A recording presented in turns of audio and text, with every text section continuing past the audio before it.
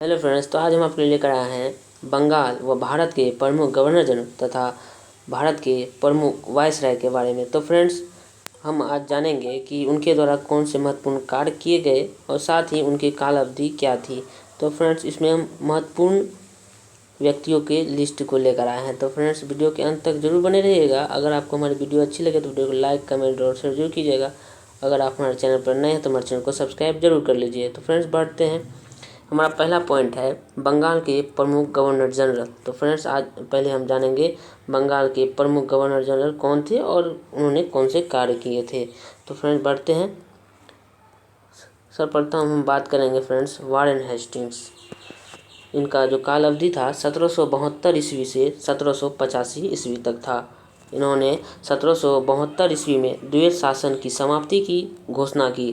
ठीक है फ्रेंड्स, याद रखिएगा, 1772 ईस्वी में द्वैत शासन की समाप्ति की घोषणा की। साथ ही फ्रेंड्स, रेगुलेटिंग एक्ट के तहत 1773 ईस्वी में कलकत्ता में उच्चतम न्यायालय की स्थापना यानी स्थापित किया गया इनके द्वारा। ठीक है फ्रेंड्स, इनके द्वारा वारेन हेस्टिंग्स के द्वारा कलकत्ता में उच्चतम न्यायालय की स्थापना की गई या स्थापित किया गया। ठीक है फ्रेंड्स, नेक्स्ट है लॉर्ड कॉर्नवालिस। तो फ्रेंड्स, अब हम जानेंगे लॉर्ड कॉर्नवालिस के बारे में। इनकी काल अवधि थी फ्रेंड्स 1786 से 1793 ईस्वी। ठीक है फ्रेंड्स, लॉर्ड कॉर्नवालिस की काल अवधि 1786 से 1793 ईस्वी थी। ठीक है फ्रेंड्स,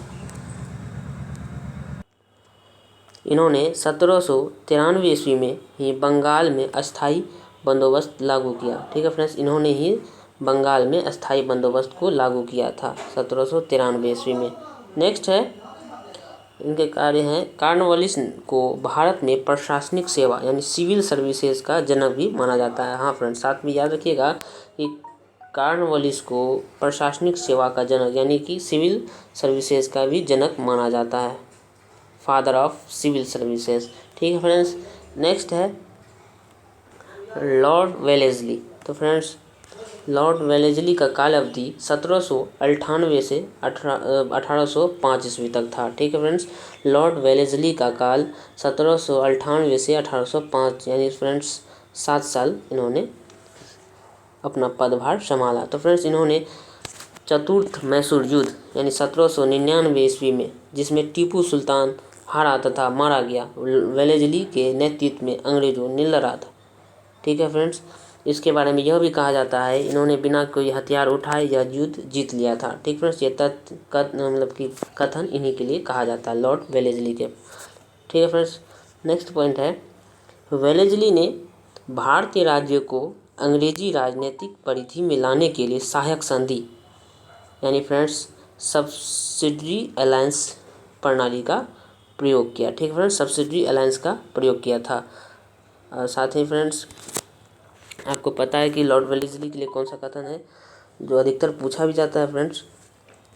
बढ़ते हैं अब भारत के गवर्नर जनरल की ओर। ठीक है फ्रेंड्स, भारत के प्रमुख गवर्नर जनरल के बारे में जानेंगे। ठीक है फ्रेंड्स, सर्वप्रथम friends lord William Bentinck. Friends, इसे भारत का प्रथम गवर्नर जनरल भी कहा जाता है। इनका कार्य अवधि 1828 ईस्वी से 1835 ईस्वी तक था। कब फ्रेंड्स, 1828 ईस्वी से 1835 ईस्वी। फ्रेंड्स, के कार्य जानते हैं। लॉर्ड विलियम बेंटिंग को भारत का प्रथम गवर्नर जनरल का पद सुशोभित करने का गौरव प्राप्त है। तो फ्रेंड्स, जैसा कि बताया कि इन्होंने प्रथम भारतीय गवर्नर जनरल के रूप में जाना जाता है। इसके सामाजिक सुधारों में सर्वाधिक महत्वपूर्ण 1829 ईस्वी में सती प्रथा का अंत तथा मैकाले की शिक्षा सिफारिशों को स्वीकार करना था। तो फ्रेंड्स, इसका महत्वपूर्ण कार्य 1829 ईस्वी में सती प्रथा का अंत तथा मैकाले की शिक्षा सिफारिशों का स्वीकार करना था। ठीक फ्रेंड्स, याद रखिएगा। नेक्स्ट है लॉर्ड चार्ल्स मेटकॉफ। तो फ्रेंड्स, इन्हें भारतीय प्रेस का मुक्तिदाता भी कहा जाता है। ठीक है फ्रेंड्स, भारतीय प्रेस का मुक्तिदाता भी कहा जाता है लॉर्ड चार्ल्स मेटकॉफ को। इनका कार्य अवधि 1835 ईस्वी से 1836 ईस्वी तक था, मात्र 1 साल। और 1 साल में फ्रेंड्स, इन्होंने भारत के जितने भी प्रेस थे फ्रेंड्स, उसके जो प्रतिबंध लगे थे उस प्रतिबंध को हटा दिया गया था इनके द्वारा। इसने प्रेस एक्ट 1835 ईस्वी में पारित किया, जिसके कारण इसे भारतीय प्रेस का मुक्तिदाता कहा जाता है। ठीक फ्रेंड्स, आप जानते हैं लॉर्ड डलहौजी के बारे में। ठीक है फ्रेंड्स। लॉर्ड डलहौजी के बारे में अधिकतर प्रश्न पूछे भी जाते हैं फ्रेंड्स। लॉर्ड डलहौजी 1848 से 1856 ईस्वी तक, तो ठीक है फ्रेंड्स, 1848 ईस्वी से 1856 ईस्वी तक इन्होंने पदभार संभाला। हाँ फ्रेंड्स, इसी के काल में लागू हड़प यानी कि फ्रेंड्स हड़प नीति के कारण झांसी, नागपुर, सतारा आदि राज्य तथा भ्रष्टाचार का आरोप लगाकर अवध तथा बरार राज्य अंग्रेजी राज्य में मिला लिया था। फ्रेंड्स, इन्होंने बहुत से क्षेत्रों को ब्रिटिश अधिकार में लाया था। ठीक है फ्रेंड्स, इनका नेक्स्ट पॉइंट है शिक्षा संबंधी सुधारों में डलहौजी ने 1854 ईस्वी के वुड डिस्पैच को लागू किया था। ठीक है फ्रेंड्स, कौन से नियम को लागू किया था? वुड डिस्पैच को लागू किया था 1854 ईस्वी में। ठीक है फ्रेंड्स, शिक्षा संबंधी सुधारों के लिए। ठीक है, नेक्स्ट है डलहौजी को भारत में रेलवे का जनक माना जाता है।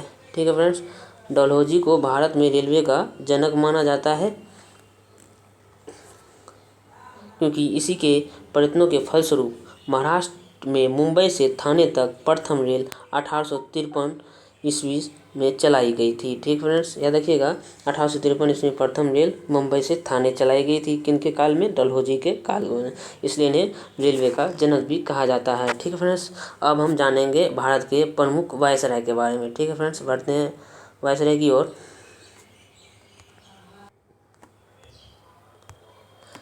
फ्रेंड्स, भारत के प्रमुख वायसराय हैं लॉर्ड कैनिंग। तो फ्रेंड्स, लॉर्ड कैनिंग को भारत का प्रथम वायसराय भी कहा जाता है। मतलब फ्रेंड्स, ये भारत के प्रथम वायसराय भी थे। ठीक है फ्रेंड्स, इनकी कार्य अवधि 1856 ईस्वी से 1862 ईस्वी तक थी। ठीक फ्रेंड्स, इनके द्वारा किया गया है अंतिम गवर्नर जनरल व प्रथम वायसराय के रूप में इन्हें जाना जाता है। 1857 का विद्रोह इन्हीं के काल में हुआ था। साथ ही रेलों का विस्तार व कलकत्ता, मुंबई और मद्रास विश्वविद्यालयों की स्थापना 1857 में ही, भारत में बजट पद्धति का प्रारंभ, साथ ही हाई कोर्टों की स्थापना तो फ्रेंड्स इनके द्वारा किया गया था। 1857 का विद्रोह इन्हीं के काल में हुआ था। रेलों का विस्तार, यहाँ फ्रेंड्स रेल मतलब कि जो आपको बताया डलहौजी के काल में रेलवे का शुरुआत हुआ और साथ ही लॉर्ड कैनिंग के काल में रेलवे का विस्तार भी हुआ। कलकत्ता, बम्बई और मद्रास विश्वविद्यालयों की स्थापना 1857 में इन्हीं के काल में हुई थी और भारत में बजट पद्धति का प्रारंभ इन्हीं के काल में, साथ ही हाई कोर्टों की स्थापना भी इन्हीं के काल में हुई थी। नेक्स्ट है लॉर्ड लिटन। तो फ्रेंड्स, अब लॉर्ड लिटन के बारे में जानेंगे। इनकी कार्य अवधि 1876 ईस्वी से 1880 ईस्वी थी। तो फ्रेंड्स, इनके बारे में जानेंगे। दिल्ली दरबार का आयोजन, तो फ्रेंड्स दिल्ली दरबार का आयोजन सर्वप्रथम इसी लॉर्ड लिटन के काल में किया गया था। महारानी विक्टोरिया को केसरे हिंद की उपाधि इन्हीं के द्वारा दी गई और वर्नाकुलर प्रेस एक्ट तथा इंडियन आर्म्स एक्ट इन्हीं के द्वारा लागू किया गया था। तो कौन सा फ्रेंड्स? वर्नाकुलर प्रेस एक्ट तथा इंडियन आर्म्स एक्ट इन्हीं के द्वारा लागू किया गया था। साथ ही दिल्ली दरबार का आयोजन लॉर्ड लिटन के द्वारा ही किया गया था और महारानी विक्टोरिया को केसरी हिंद की उपाधि इन्हीं के द्वारा दी गई थी। तो फ्रेंड्स, अब जानेंगे हम लॉर्ड रिपन के बारे में। तो फ्रेंड्स, लॉर्ड रिपन की कार्य अवधि 1880 से 1884 ईस्वी थी। तो फ्रेंड्स, इन्होंने 4 वर्ष अपना पदभार संभाला। इनके द्वारा किए गए कार्य के बारे में जानते हैं फ्रेंड्स। अफगान युद्ध का समाप्ति, तो फ्रेंड्स अफगान युद्ध की समाप्ति इन्हीं के काल में हुई। इल्बर्ट बिल पर बहस, तो फ्रेंड्स इल्बर्ट बिल पर बहस इन्हीं के काल में हुई और साथ ही प्रेस की स्वतंत्रता, प्रथम फैक्ट्री अधिनियम, स्थानीय स्वशासन की शुरुआत, जनगणना प्रणाली की स्थापना, साथ ही स्कूली शिक्षा हेतु हंटर आयोग की नियुक्ति की। तो फ्रेंड्स, इनके काल में जो हुआ था अफगान युद्ध की समाप्ति हुई थी। इल्बर्ट बिल पर बहस के साथ साथ प्रेस की स्वतंत्रता, तो फ्रेंड्स प्रतिबंधों को इन्होंने कुछ प्रतिबंधों को हटाया था और साथ ही प्रथम फैक्ट्री अधिनियम, तो फ्रेंड्स इन्होंने प्रथम फैक्ट्री अधिनियम को भी लाया। साथ ही स्थानीय स्वशासन की शुरुआत, जनगणना प्रणाली की स्थापना, तो फ्रेंड्स जनगणना के विषय में जब पूछा जाता है जनगणना प्रणाली की स्थापना किसने की थी, तो फ्रेंड्स लॉर्ड रिपन के द्वारा की गई थी। स्कूली शिक्षा हेतु हंटर आयोग की नियुक्ति लॉर्ड रिपन के द्वारा ही की गई थी। नेक्स्ट है लॉर्ड कर्जन। तो फ्रेंड्स, आप लॉर्ड कर्जन के बारे में जानेंगे। लॉर्ड कर्जन की कार्य अवधि 1899 से 1905 ईस्वी थी। फ्रेंड्स, इनका कार्यभार 6 वर्षों का था। ठीक है फ्रेंड्स, शासन तथा शिक्षा सुधार, महामारी और अकाल, भारतीय विश्वविद्यालय अधिनियम 1904 ईस्वी, पुलिस आयोग का गठन, थॉमस रेले विश्वविद्यालय आयोग का गठन, रेलवे बोर्ड का गठन, बंगाल का विभाजन इन्हीं के काल में हुआ था। फ्रेंड्स, इनमें से बंगाल का विभाजन,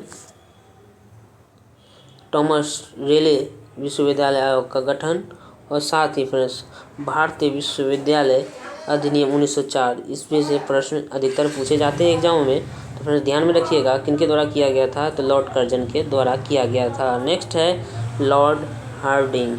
तो फ्रेंड्स लॉर्ड हार्डिंग का कार्यकाल 1910 से 1916 ईस्वी तक था। फ्रेंड्स इनका भी कार्यकाल 6 वर्ष का था। सम्राट जॉर्ज पंचम का भारत आगमन इन्हीं के काल में हुआ था। जॉर्ज पंचम का आगमन 1910 से 1916 ईस्वी के बीच में हुआ था। फ्रेंड्स, इसलिए लॉर्ड हार्डिंग द्वितीय के काल में हुआ था। दिल्ली दरबार इनके काल में भी लगा था। और फ्रेंड्स बंगाल का विभाजन जो रद्द हुआ था इन्हीं के काल में हुआ था। राजधानी कलकत्ता से दिल्ली हस्तांतरित इसी के काल में हुई थी। ठीक है फ्रेंड्स, राजधानी कलकत्ता से दिल्ली इन्हीं के काल में 1912 ईस्वी में हुई थी। नेक्स्ट है लॉर्ड चेम्सफोर्ड। तो फ्रेंड्स अब जानेंगे हम लॉर्ड चेम्सफोर्ड के बारे में। 1916 से 1921 ईस्वी तक इन्होंने शासन किया था। ठीक फ्रेंड्स, भारत शासन अधिनियम 1919 इन्होंने लागू किया था। भारत शासन अधिनियम इनके द्वारा लागू किया गया था। जलियांवाला बाग हत्याकांड 13 अप्रैल 1919 को इन्हीं के काल में हुआ था। रॉलेट एक्ट इन्हीं के काल में हुआ था फ्रेंड्स, जिस कारण जलियांवाला बाग हत्याकांड भी हुआ। खिलाफत आंदोलन, असहयोग आंदोलन और शिक्षा पर सैडलर आयोग की नियुक्ति इन्हीं के द्वारा किया गया था। तो फ्रेंड्स इनके द्वारा जलियांवाला बाग हत्याकांड, खिलाफत आंदोलन और रॉलेट एक्ट, ये तीनों से अधिकतर प्रश्न पूछे जाते हैं। फ्रेंड्स आपको सभी याद कर लेना है। भारत शासन अधिनियम 1919 इनसे भी प्रश्न पूछे जाते हैं। नेक्स्ट है लॉर्ड रीडिंग। तो फ्रेंड्स लॉर्ड रीडिंग 1921 से 1926 ईस्वी के बीच इनका कार्यकाल रहा। फ्रेंड्स 1921 से 1926 ईस्वी एकमात्र यहूदी गवर्नर जनरल। तो फ्रेंड्स ये यहूदी धर्म से बिलोंग करते थे और लॉर्ड रीडिंग एकमात्र ऐसे गवर्नर जनरल थे जो यहूदी थे। प्रिंस ऑफ वेल्स का भारत आगमन। तो फ्रेंड्स इन्हीं के काल में प्रिंस ऑफ वेल्स का आगमन भारत में हुआ था।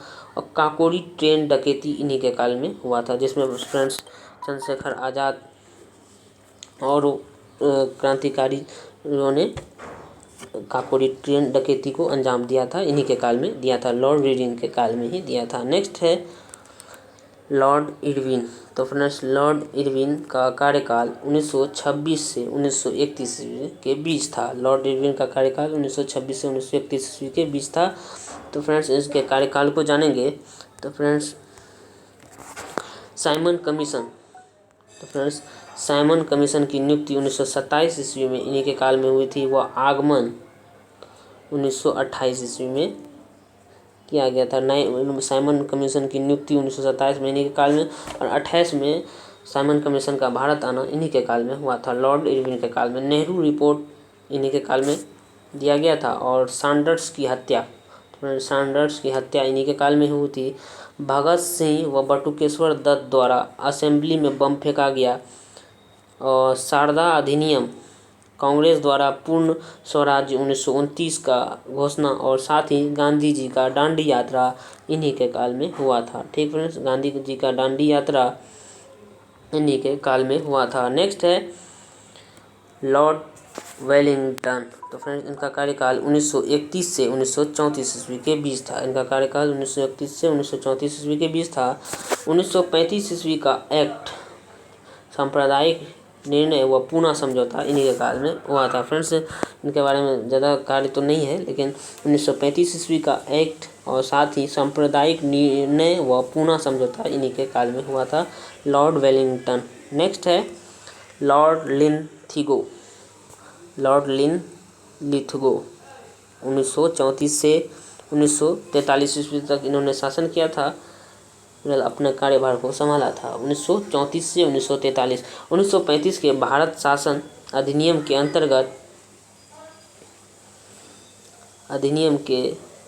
अंतर्गत चुनाव व प्रांतीय स्वराज की स्थापना, अगस्त प्रस्ताव, क्रिप्स मिशन का आगमन और भारत छोड़ो आंदोलन इन्हीं के काल में हुआ था। ठीक है फ्रेंड्स, नेक्स्ट है लॉर्ड वेवेल।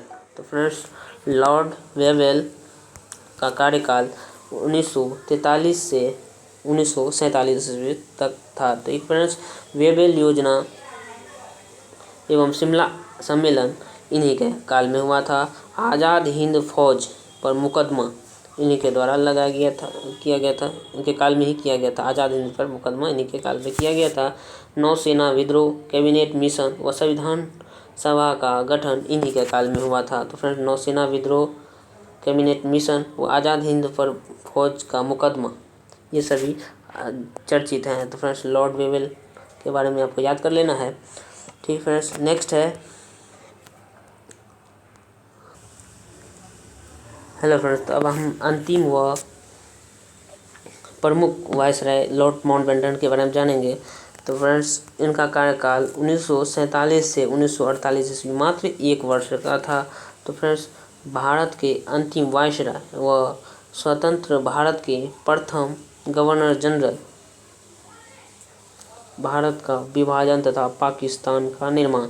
तो फ्रेंड्स, भारत के अंतिम वायसराय के रूप में लॉर्ड माउंटबेटन ही थे और स्वतंत्र भारत यानी फ्रेंड्स भारत की आज़ादी के बाद प्रथम गवर्नर जनरल लॉर्ड माउंटबेटन ही बने थे और भारत का विभाजन तथा पाकिस्तान का निर्माण इन्हीं के काल में हुआ था। और हाँ फ्रेंड्स, जब पूछा जाए स्वतंत्र भारत के प्रथम भारतीय गवर्नर जनरल, तो फ्रेंड्स क्या पूछे, अगर पूछा जाए स्वतंत्र भारत के